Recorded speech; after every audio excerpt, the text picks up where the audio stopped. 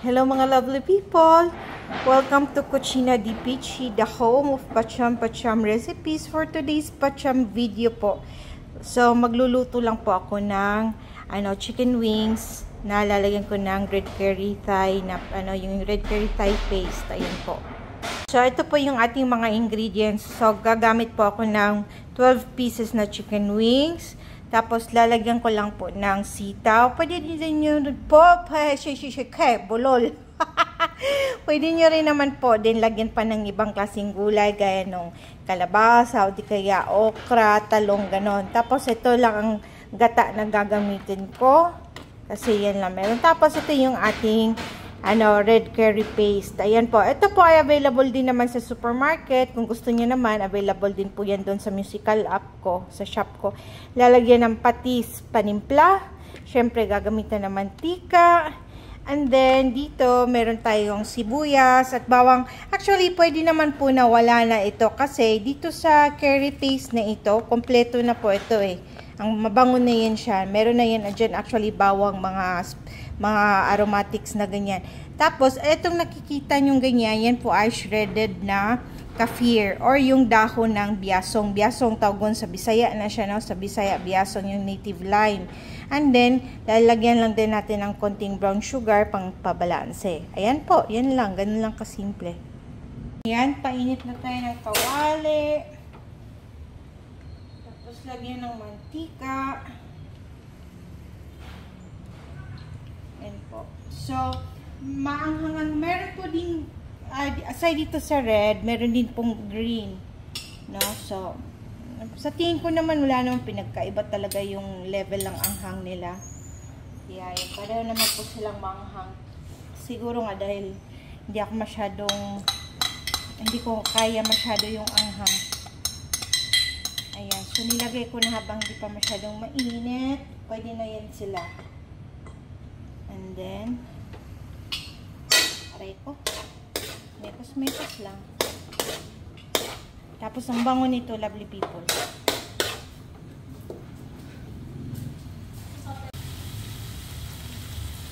Sobrang bango na ng ating mga aromatics na yan. Diretso niyo yung manok.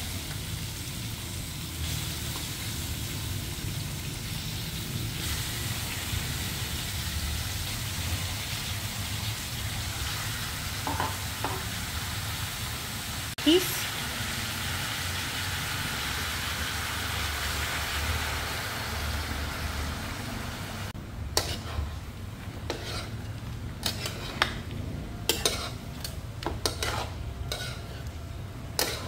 Haluin lang, tapos magtutubig ng pusa ito. Hindi ko po nilalagyan ng tubig. Ayan, ngayon takpan ko muna.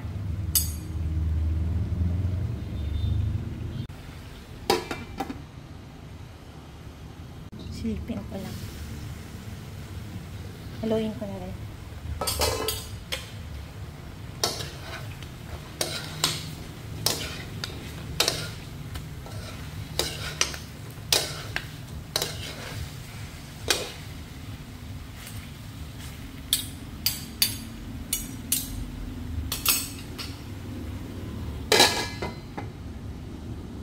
Check natin mga lovely people.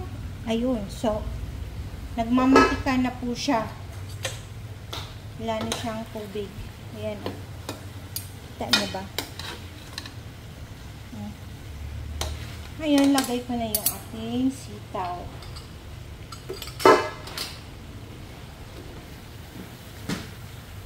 Ayan po. Tapos, sa ref namin, ang dami pang sitaw. Kasi medyo naparami yung bili sa palengke ng namalengke. Ayan. So, siguro 5 minutes na tatakpan and then saka ko ilalagay yung gata. Ayan, after 5 minutes, pwede po na ilagay yung ating gata.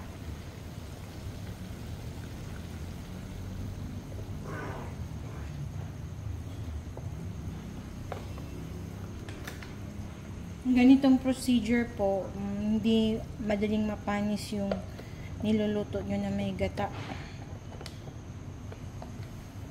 Ayan. Then, konting brown sugar.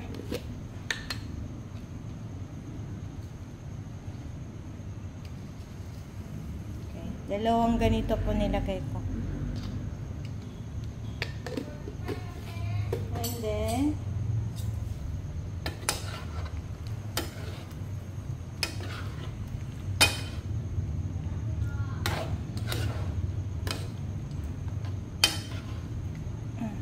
yan po. So, mga another 5 minutes pa.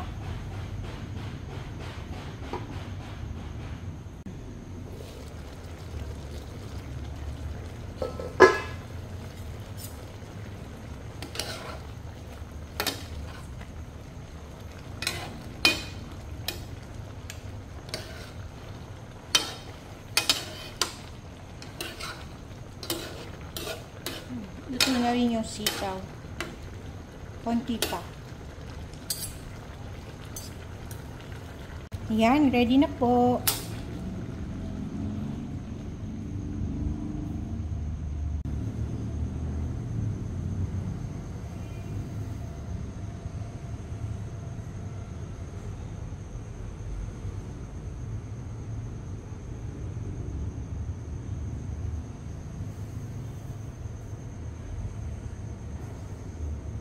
Hello mga lovely people, it's Tiki Man time. Ayan, so bagoong po yan, yung spicy. Mga unta ninyo. So, tikman ko kung di ba masyadong maanghang. Ayan. Pagka ganito kasi may mga gata-gata. Gusto ko rin na may ano, manako. Yung may konting bagoong. Na. Kain po.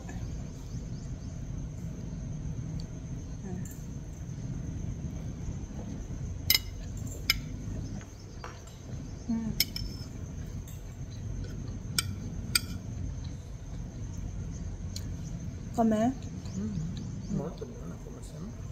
Yan, ganyan siya.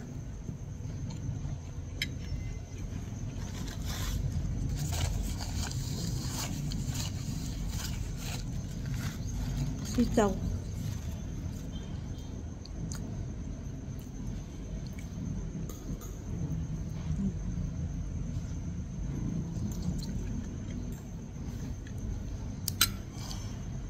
Sarap.